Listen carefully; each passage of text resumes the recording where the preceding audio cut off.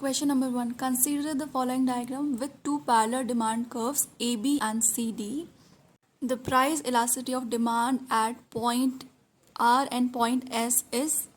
So when we will find the elasticity of demand at point R, formula is lower upon upper. So the lower part is BR and the upper part is AR. है ना? And if we find the elasticity of point S, so the lower part will be SD and the upper part will be CS. So here as we can see, BR and SD are of the same size, है ना? So the numerators in elasticity of R and elasticity of S are of the same size. But if we see the denominator, AR is smaller than CS, right? So for R's elasticity, the denominator, and for S elasticity, the denominator is large. So let's say if in R the numerator is 2 and for S the numerator is 2, okay, because BR and SD were of the same size, but the denominator AR was small. So let's say we'll keep it as 1 and for CS we'll keep it as 2. So when we divide 2 upon 1 it will be 2 and when we divide 2 upon 2 it will be 1. So as we can see, the elasticity of R came to be bigger than the elasticity of S, that is 2. So the correct answer would be 2. Point R is greater than the point S. Question 2. In 2016, Nobel Prize in Economics was awarded for the contribution to contract theory, and this contribution was given by Oliver Hart and Armstrong. Question 3. Which of the following are not true regarding perfect competition? First one, price is equal to LAC, correct. Second, market demand curve for a commodity is horizontal to the x-axis. It's not correct because the market demand curve for a commodity is downward sloping from left to right, not horizontal. That's why it's not correct. Third one is correct. It says firm earns normal profit, correct. Fourth, in long run, firm operates at the minimum point of average cost, correct. Question 4. Which of the following statements is correct? The third one is correct. It says minimum of average variable cost is at larger output than the minimum of MC. You can see the small graph on the top. So as you can see, MC and AVC both are in U shape, but as you can see, the AVC is larger than the MC. So the minimum point of MC comes before average variable cost, that is AVC, and AVC is that larger output and MC is that lower output. Question number 5.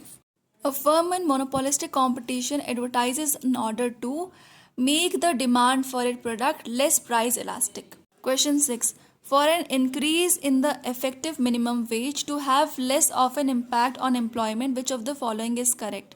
Both A and B are correct. A says the demand for labor is relatively inelastic. Second one says the demand for labor is derived demand. This is also correct. So for an increase in the effective minimum wage to have less of an impact on employment, the demand of labor is relatively inelastic and is derived demand. Question 7. Assume that people like onions on their hamburgers. If the supply of hamburgers decreases, the demand for onion will most likely decrease because hamburgers and onions are complementary products. So people were putting onions on the hamburgers. If the demand for hamburgers is decreasing, so demand for onion will also decrease, no? Question number 8. In the short run, which of the following cost must continuously decrease as increases? It is average fixed cost. As you can see, average fixed cost always decreases and it is in the shape of rectangular hyperbola. Question number 9. If export price increases by 5% and import price increases by 20%, the commodity trade is. So as we know the formula of commodity terms of trade, that is equal to price of exports divided by price of imports. That is PX upon PM. So let's suppose the original price to be 100. So as it says the exports increases by 5%, so that would be 100 plus 5, 105. And import increases by 20% again, so it would be 100 plus 20, 120. So PX upon PM would be 105 upon 120 equal to 0.87. Question number 10. If economy agents perfectly anticipate policy changes and if all prices including wages are completely flexible, which of the following will be true in the long run? First one will be true. There will be no trade-off between inflation and unemployment. So it is a situation when people starts expecting, that is called rational expectations.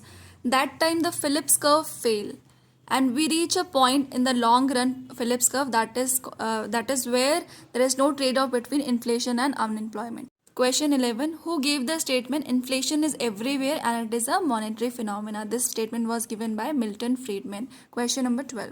Which of the following are not correctly matched? Third one is not correctly matched. It says new Keynesian economist was Paul Romer. Paul Romer was not a new Keynesian economist. The other three are correct. First one, neoclassical economics, Robert Lucas. Second, multiple effects of balanced budget, T.H. Havelmo. Perfect income hypothesis was given by Milton Friedman. Question 13. Who argued that Keynes' theory of equilibrium with involuntary unemployment is a special case of general equilibrium model augmented to include money? This was argued by D. Pentekin. Question 14. Adam Smith advocated which of the following? He advocated all these four: laissez-faire, the invisible hand, free trade policy, and competitive market. Question number 16. Arrange the following grouping of the nations from lower to higher order of integration.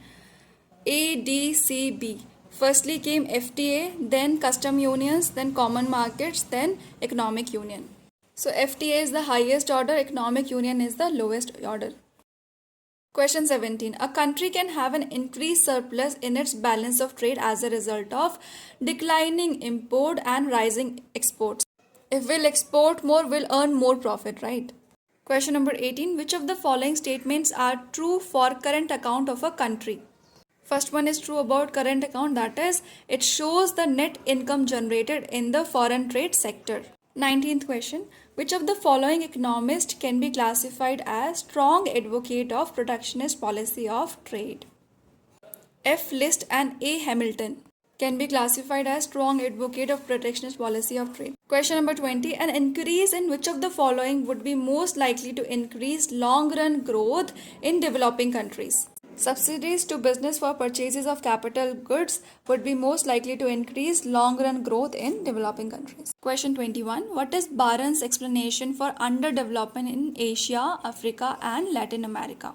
All of the three are the explanation for underdevelopment in Asia, Africa, and Latin America. Those are monopolistic business from abroad. Second, conservative ruling coalitions. Third, weak domestic middle class. Question number 22. The benefit theory of allocation of the tax burden was given by Lindell.